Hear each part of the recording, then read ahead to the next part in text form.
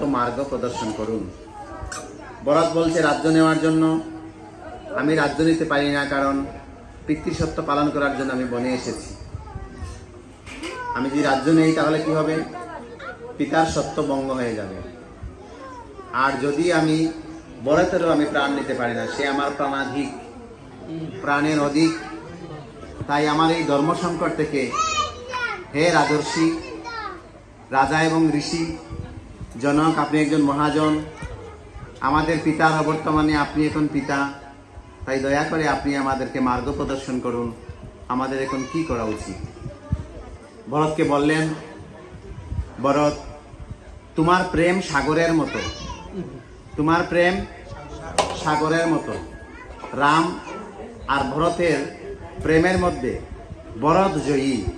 ভরতের জয় কি? ভরতের জয় হলো।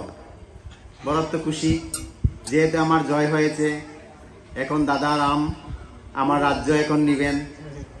হ্যাঁ, আমার মনোবিলাস পূর্ণ হবে, আমি যা চাই তাই হবে। কিন্তু রাজর্ষি জনক বললেন, তোমার প্রেম সাগরের মতো, যদিও তুমি রাম এবং ভরতের প্রেমের মধ্যে তুমি হাস করেছ, তুমি শ্রেষ্ঠ, তোমার প্রেম শ্রেষ্ঠ। রামের চাইতে প্রেম শ্রেষ্ঠ আছে কার? ভরতের। একজন সবকিছু দিতে চায়।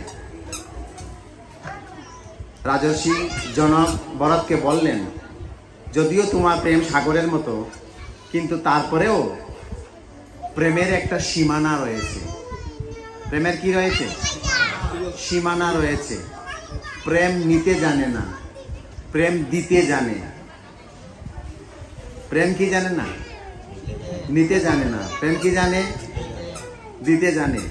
প্রেম কখনো চাপিয়ে দেওয়া যায় না। প্রেম হচ্ছে স্বতঃস্ফূর্ত। তুমি যদি সত্যিই রামকে ভালোবাসো, তার চরণে যাও এবং তাকে জিজ্ঞেস করো তার সন্তুষ্টি হবে কিসে। প্রেমের সমর্পণ হচ্ছে সন্তুষ্টি। বুঝতে হবে যে কিভাবে ভগবান খুশি হবে। হ্যাঁ, এখন আমার খুব তৃষ্ণার্ত, এই সময় যদি আমাকে কেউ পাউরুটি দেয়, তাহলে কি আমার তৃষ্ণা নিবারণ হবে? হবে না। তাই তৃষ্ণা নিবারণের জন্য জল প্রয়োজন। তখন কি দিতে হবে? জলই দিতে হবে। এটা হচ্ছে ভালোবাসা। জোর করে চাপিয়ে দেওয়া ভালোবাসা নয়। এর জন্য ভরত কি করলেন?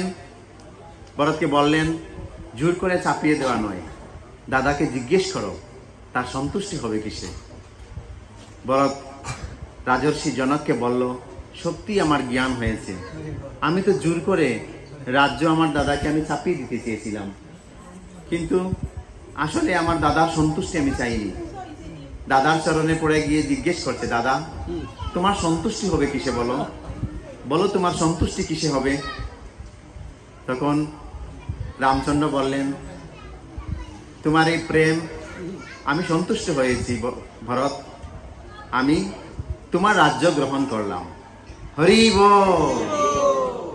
কিন্তু তোমাকে 14 বছরের জন্য সেই রাজ্যকে কি করতে হবে? পাহারা দিয়ে রাখতে হবে।